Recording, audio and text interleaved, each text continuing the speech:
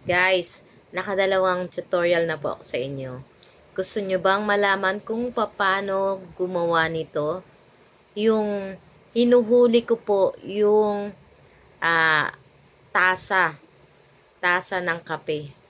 So guys, tara, sundan nyo lang kung paano ko ginawa. Baka sakaling gusto nyo rin tong maging content. So, ayan na po. Punta na po tayo sa CapCut guys. So yan, click na po, tapos akyat po tayo sa taas.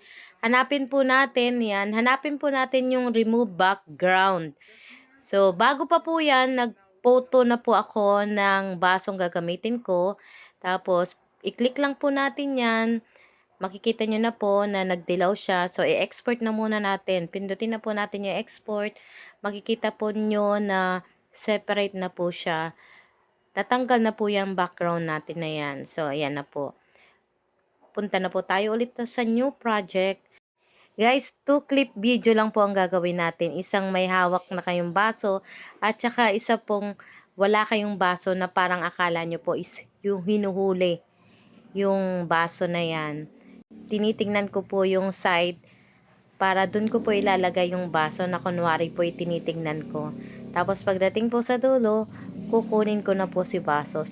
I-add na rin po natin yung baso na pinicturean po natin na wala na pong background. So, hanapin po natin, i-highlight po natin yan, hanapin natin si overlay, tapos i-drag natin sa dulo, yan.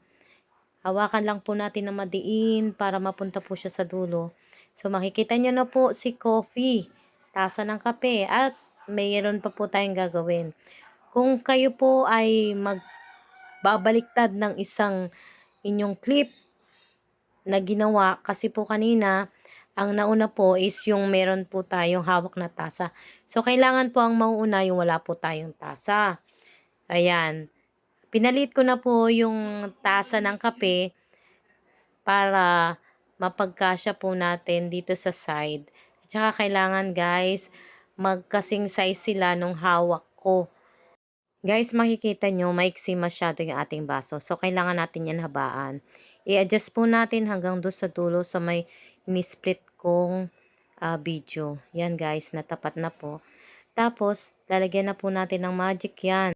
Guys, meron na po tayong nilagay na keyframe dun sa unahan. So, pangalawa na po ito. Iangat po natin yung baso. Itatapat po natin yan sa mata ko. So, yan. Automatic po, nagkaka-keyframe na po siya. Yan yung parang diamond na yan.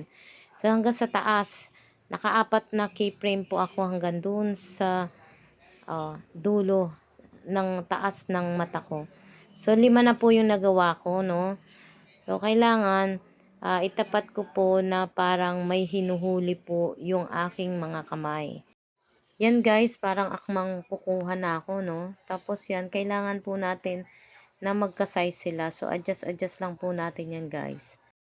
Guys, tingnan nyo yung aking pag-a-adjust. So, kasi laki na po siya ng baso na hawak ko.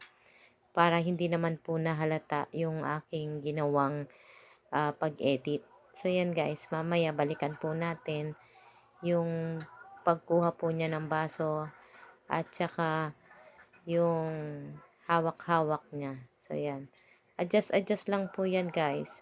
Balikan po natin pag alam po nating hindi pa tayo sure dun sa ating ginawa. So, yan. Kahit ano na pong itsura ko dyan, nakakaya. Pero okay naman po. Ayan guys. So, medyo na-perfect ko na po. So, ang ginawa ko lang is adjust ulit-ulit hanggang sa makuha ko na po yung aking ginagawang pag-edit. So, meron pa po akong ginawang magic po dyan guys. Dahil nga po, hindi naman po talaga todong perfect ang aking pagkaka-edit. So guys, nilagyan po natin yan ng transition. Mamaya po ipapakita ko po sa inyo kung saan banda ko siya nilagyan ng transition. Guys, walang katapusang pag-a-adjust yan po. Oh. Tingnan nyo naman. So hanggang sa ma-perfect po natin, yan. Kunwari, kumukuha lang po ako ng baso. Nahuli ko na po yan guys. So yan. Ulitin po natin. Yan, tinitignan ko hanggang sa makarating sa dulo. Guys, dyan po sa pagitan ng dalawang video na yan, dyan po kayo magkabit ng transition. So, yan, try nyo na po ulit guys. So, kita nyo yung effect na ginawa ko. Yan. Oh. Yan. Yun po yung effect ng transition. Guys, ito po yung video ko na may transition. Expert nyo na po kung okay na po sa inyo yan.